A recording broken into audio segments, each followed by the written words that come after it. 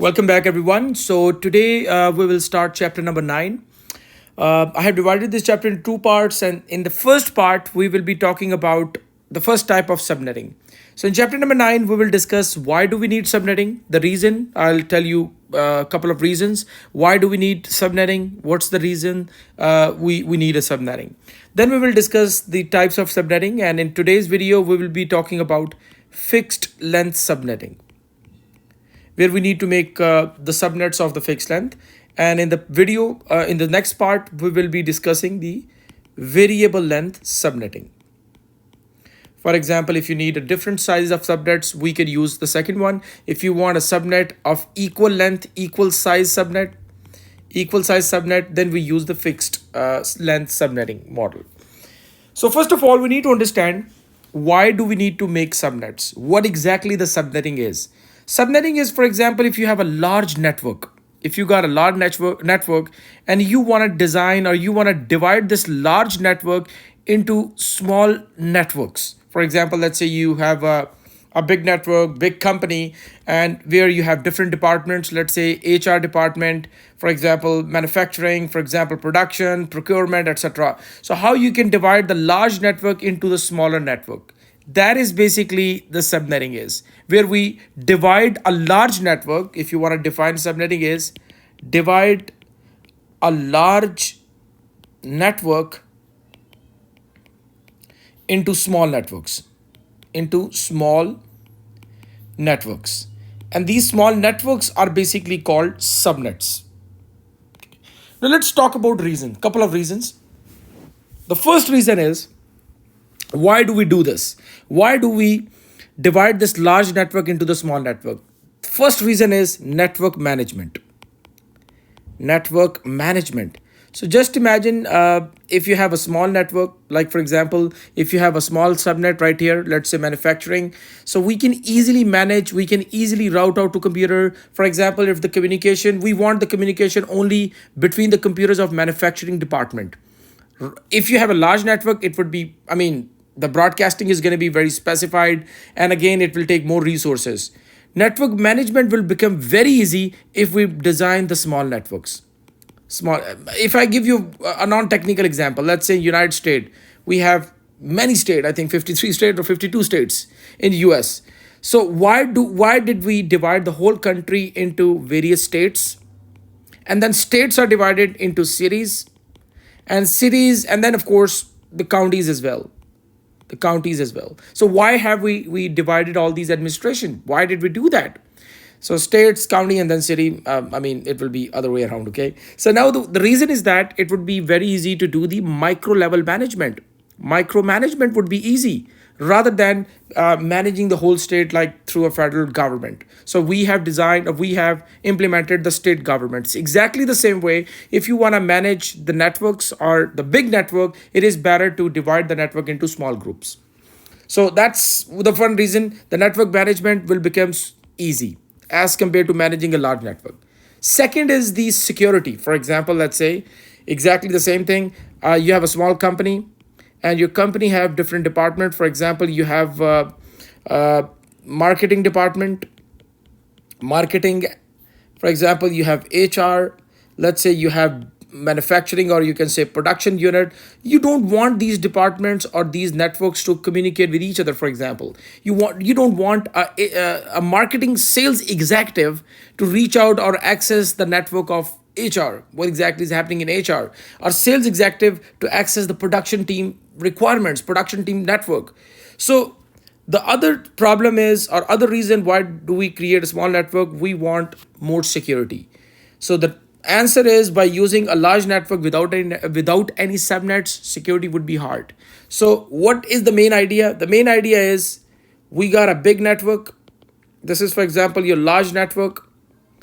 A large network, when you apply the subnetting based on whatever your requirements are, that's what we're going to discuss, we will divide it into small subnets. And then what's going to happen? The management of each subnet is going to be very easy, and of course it will offer you more security. So these are the two main reasons why do we do subnetting. Now let's talk about the types of subnetting. Pros and cons are very clear, as we already talked about. What is the pros? Of course, it improves security, the same thing that we talked about, and of course the network maintenance administration would be easy. So network troubleshooting, troubleshooting, for example, the network management, these things are going to be very convenient, very easy. The only problem of the subnetting is going to be here. It's not possible to do the broadcast outside the local area network. So not possible outside subnet broadcasting. The reason is we don't know, because for example, if we don't know exactly the broadcast ID, for example, just imagine if we have a IP address, let's say 193.120.1.1.0, we know that this is going to be network ID. For example, if it is a classful IP address, we know it is a network ID, and we know that 193.12.1.255 is going to be the broadcast ID. But for example, if in between this network we have created or we have done subnetting, then it would be very hard to find out the station IP address. It would be very hard to find out the broadcast IP address. So outside network broadcasting is hard. Secondly, identification of station ID or station is difficult.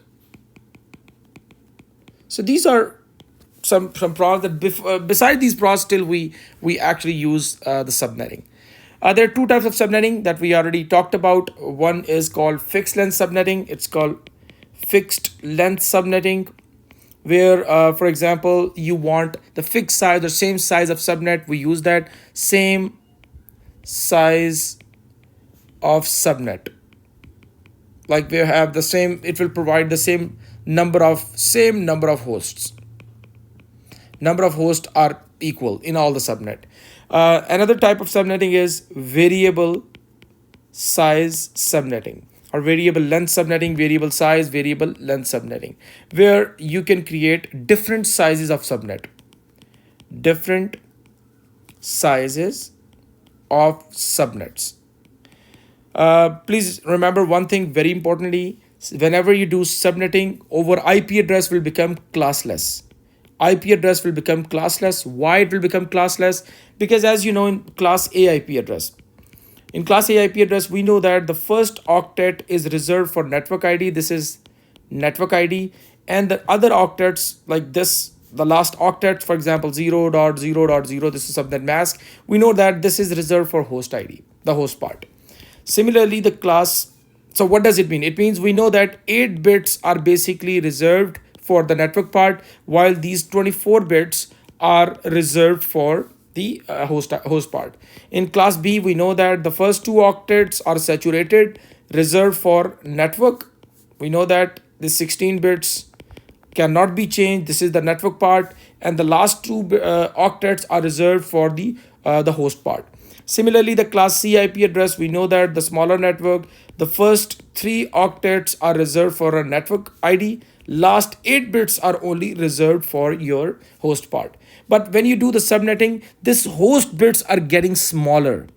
When it will become smaller, so what's going to happen? It means host bits will get squeezed smaller, and network bits will increase. Network bits will increase. So if network bits will increase, you need to identify that. You need to tell how many network bits will be there. So automatically, what's going to happen? It will the IP address will become classless. Okay. Now let's try to understand. In this video, we're gonna mainly discuss the fixed size, fixed length of the subnet. Now let's see how we can do that, and let's understand it with example, and then we will answer the question. Let's say, for example, this is the IP address, static IP address. Your organization has bought this static IP address. Now assume that you need to make 2 networks, 2 subnets. So the question is, you need to make 2 subnets of equal size. You need to divide this into 2 subnets. So what I'm going to do is I'm going to divide this big large network into 2 subnets. So I did that, 2 subnets, and let's say this is going to be let me name it subnet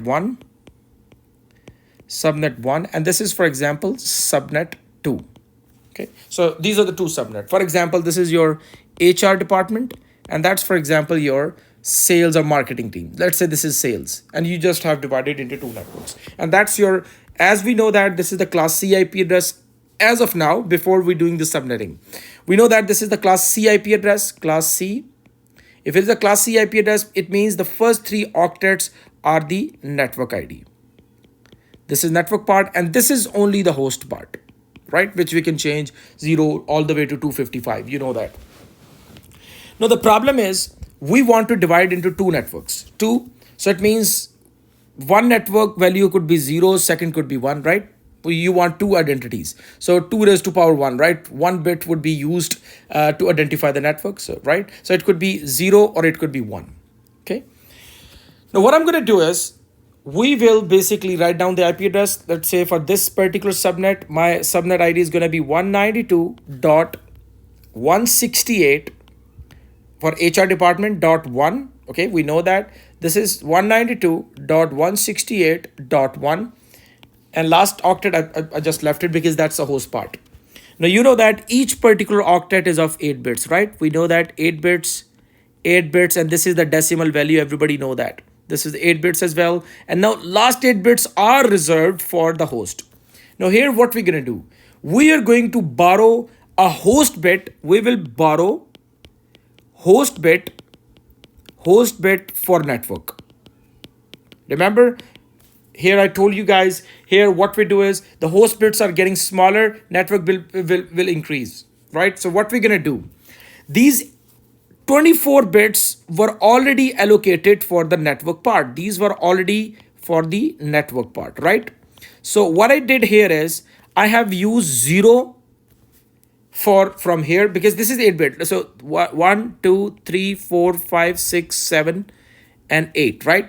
Similarly here as well. 1, 2, 3, 4, 5, 6, 7, 8. So what I did is 0, I put 0 right here for this particular one, and I'm using 1 here as for the subnet 2. Like the last bit on the extreme left side bit, this particular bit has been reserved for subnet 1, and this particular bit has reserved for subnet 2. So I made this particular bit constant, and this bit will become the part of network. So even though it was the host part, but 1 bit we borrowed host bit for the network. Now, how many bits we reserved for network? 24 plus 1. It is going to be 25 bits are reserved for my network. Here you can see there. So 8, 8, 8, and this 1 bit. Only 1 bit. So it's reserved. This is binary, by the way. This is, don't confuse with that. This is decimal value. This is decimal, and that's binary. So this 1 is reserved, and there's 7 bits are still there. Like it could be 0, 1, 0, 1, and all. So 25 bits are here, are basically become the network part. Now, if you guys see here, the possibilities, the possibility could be, now we have 7 bits for host only. 7 bits for host here as well. 7 bits for host. Now value can be, let's say, no, 192.168.1.0, where we can have all zeros, like this 0 is fixed, and all zeros 1, 2, 3, 4, 5, 6, 7, all zeros, or it can go all the way 192.168.1. This 0 is fixed, as I told you guys, 0, or last 7 bits can be 1, 1, 2, 3, 4, 5, 6, 7, and in between them it could be 1, it could be 0, it could be 1, and all that. So you have different possibilities, you guys can see here. Now, what would be, this is the decimal value. You know that 1, 2, 4, 8, 16, 32, 64, 128, right? So if all zeros, so it means the value, the range, like the minimum IP address could be 192.168.1.0, right? Maximum value could be, if you think 1, 2, 4, 8, 16, 32, 64. If you add them together, it's going to be 127. You just add all these because these are 1. This cannot be changed here, okay? So the values could be 192.168.1.127. This is the range of IP addresses. I believe everybody got it. So the range of IP addresses. The first IP address, and that's the last IP address. Remaining IP addresses would be in between.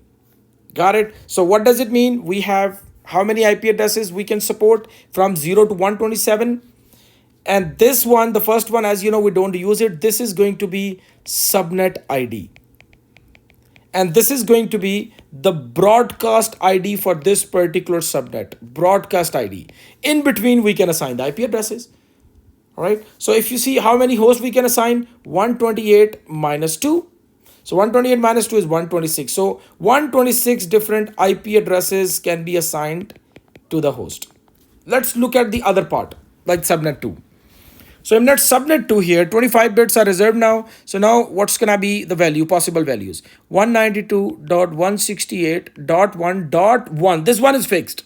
Remaining, all these can be 0, 1, 2, 3, 4, 5, 6, 7, or all the way to 192.168.1. This one is fixed. I told you guys this is fixed. So now last 7 bit could be 1, 1, 2, 3, 4, 5, 6, 7. All these bits are 1, right? Because now 25 bits are for the network part and the 7 bits are reserved for the host part. Now the value, if you want to convert that, this one, it's going to be 192.168.1.1, and this is all the way to 2, 4, 8, 16, 32, 64, 128. So it's going to be 128, and if you make them all 192.168.1.255 if you add them all. So if you guys see here, this is the range of IP addresses for this particular subnet. This is going to be subnet ID, and this is going to be the broadcast ID. Broadcast ID. So now you got the idea. Again, the same thing. You guys know that total number of IP addresses are 128 because we have 7 bit. 2 power 7 is 128, right? 2 power 128. 128 minus 2 because these two cannot be allocated. So total we have 126 IP addresses available for the host. I hope this clarify a lot of concept. You guys got the information. You got it. You got the idea about it. Again, please do watch the video, make it reverse, and again, pause the video, note it down, bring the question in the class as well. Now, this is basically the same stuff. We just have to fill it up. Now, let's say the same IP address. Let's take the same IP address, 192.168.168.1.0, right? We have divided into 2 subnet. I told you guys here what we did is it's going to be 192.168.1. We borrowed 1 bit from here and we took 0 from here, right? If we need to make 4 subnets, so it's going to be 0, 0, 0, 1, 1, 0, 1, 1. It means we have to reserve 2 bits if you want to make 4 subnets. If you want to make, for example, 8 subnets, so you need to borrow 3. Are you getting the point? So each subnet can be identified, can be assigned an ID. So I hope it clarifies. So this 0 is fixed. Remember, these 7 bits are available for host. So now we have 25 bits reserved for over network ID. Again, 8 bit here, 8, 8, and this is just 1 bit. So decimal, I'm just talking about in the decimal. Same thing goes here. So the subnet ID, if you guys see down here on the back, subnet ID for this, because we kept 0 here, right?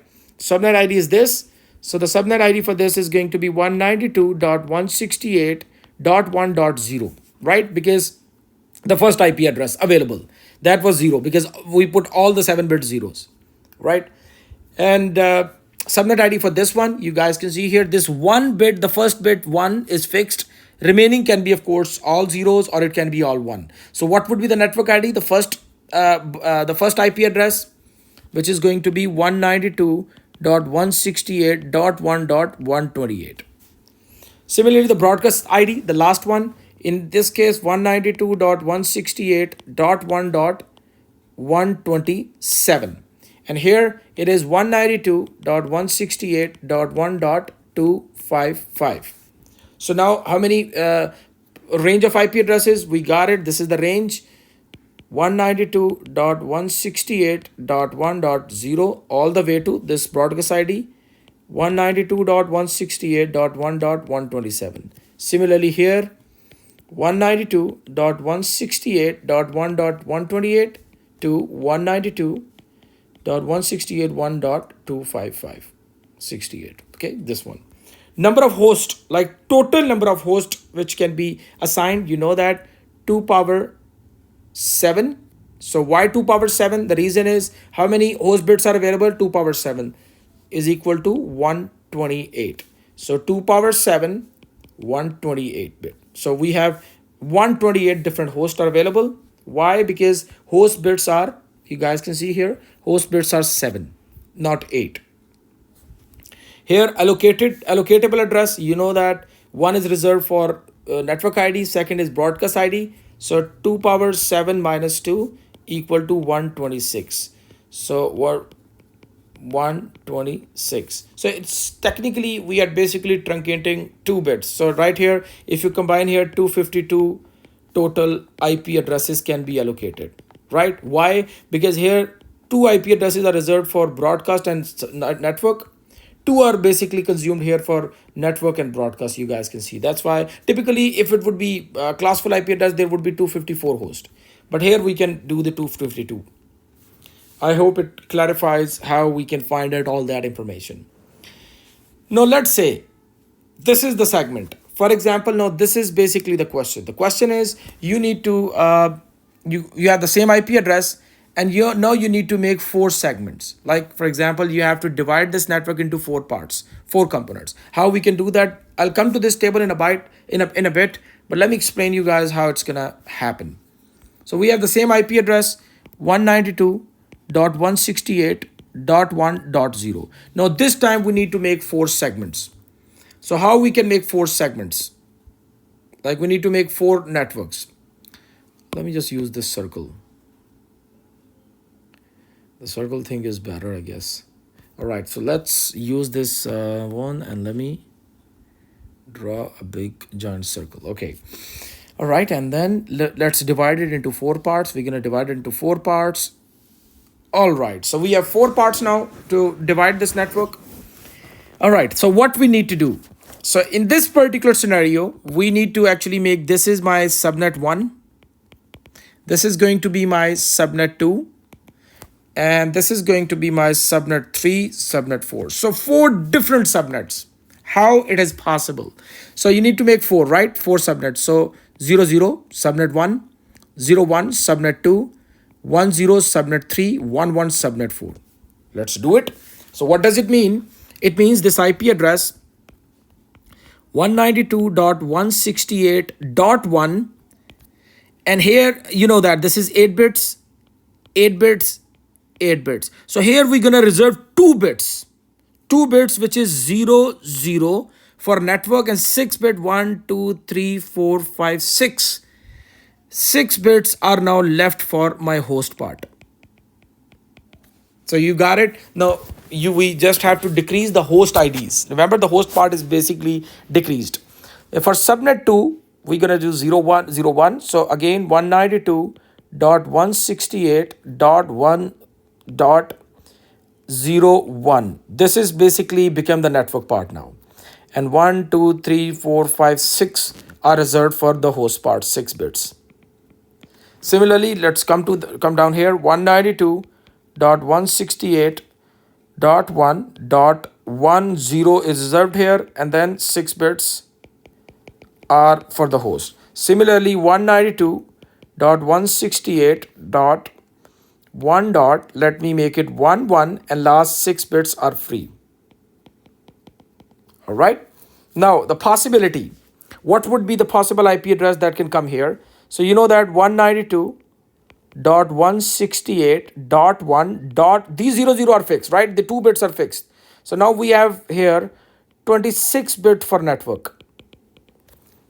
Got it? Here we had 20. You guys can see 25 bit. Here we have add 1 more bit. So here we got 26 bits for network part. 26 bits for network, 26 bits for the network part. So this is for reserved for network. Now all the 6 values could be 00, 1, 2, 3, 4, 5, 6 can be 00, or the extreme value could be 1 dot. These 00 are fixed. All these value can be 1, 1, 1, 1, 1, 1, 1, 2, 3, 4, 5, 6, 1. Okay, all 1. So what would be the value? If you convert them, if you calculate the value, so it's going to be 192.168.1.0. This could be the range, and this value could be, so 1, 2, 4, 16, 32. So it's going to be 63. If you calculate it, it's going to be 63. So now we got range is going to be 192.168.1.63. You got it, right? So this is the network ID, as you know, network ID, and that's is going to be broadcast ID. I believe everybody got it. Number of hosts are 2 power 6, which is equal to 64. Allocatable is 64 minus 2, it is 62. Like here, you're gonna reserve these 2 bits.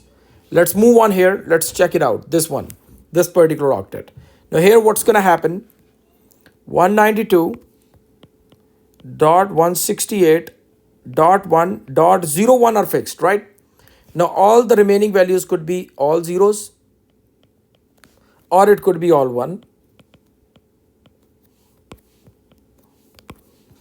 It would be all one. 168.1.01 fixed. It could be all 6 bits are 1, right? So now the value could be, if you guys see here, this is going to be 64, right? And this is 64, and if you add them together, it will go all the way to 127, right? So the value is 192.168.1.64, okay? And 192.168.1.127. So now you guys can see here, this is going to be where it ends. It ends, that would be the network ID for next one, network ID. And this is going to be the broadcast ID. Now, over number of hosts, 2 power 6 equal to 64, because we got 6 bits for host. And how many IP addresses can be used? 2 are reserved, so it's going to be 262. Let's move on to this subnet. You can check it out. Here we have 192.168.1.10. All the 6 bits can be 0, right? Or possibility is all are 1. If all are 1, so what would be the value? So you guys can check it out. If you check the decimal value, 192.168.1. It's going to be 128, and if you calculate them all, it's going to be 192.168.1.191, right? So now this is going to be the network ID, and that's going to be over broadcast ID. Again, the rest is exactly same, 2 power 6, 64, and 64 minus 2, it's going to be 62 allocatable. Let's come to the last one. And now you know that 192.168.1 fixed, 1 is also fixed. All other values can be 00, or we will have all these values can be 111, right? So if all these, so it's 128 plus 64, so it's 192. So 192.168.1.92, right? This will become 92. And 192.168, that's the range. 1 dot, if you calculate them all, 255. This is the network ID for this subnet, and this is the broadcast ID for this particular subnet. And again, rest is exactly the same. Now, this is basically if you want the 4 network, and let's fill it up. You guys, I believe everybody can easily fill it up now. Subnet ID for this one is going to be 192.168. We already calculated that, so you guys can see here. This is going to be network ID 1.0. Broadcast ID is 192.168.1.63. Range, we put that it's 0 to 63, right? Number of hosts, 2 power 6. Allocate is 2 power 6 minus 2. Got it? So network ID for this one, 192.168.1.64. Broadcast ID is 192.168.1.127. Similarly, all these you guys can copy it from here. So I hope everybody got it. If you will have any questions, any issues, any problem, please do let me know.